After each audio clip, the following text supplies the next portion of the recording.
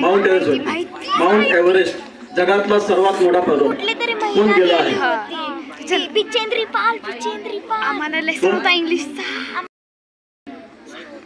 सर्वांना फक्त एक नंबर याद असतो. फर्स्ट कोण आलाय? कोणाला माहिती आहे सेकंड कोण आहे? दुसरा नंबर कोणाचा आहे? आपण मुलांना फक्त काय सांगतो? एक नंबर यायला पाहिजे मित्र, बाळा एक नंबर यायला पाहिजे. पण दुसरा नंबर आला बस तुझे 10 मार्क 5 मार्क कमी आले. दुसरा नंबर पण महत्वाचा आहे. जेवढी त्यांनी मेहनत एक नंबर साठी केली आहे, दुसऱ्या नंबर साठी त्यांनी पण तेवढी मेहनत केलेली आहे. दुसरा कोण आहे? नुवांग गोम्बो शेर्पा. नुवांग गोम्बो शेर्पा दुसरा नंबर, जो एव्हरेस्टला दुसरा पोहोचला होता.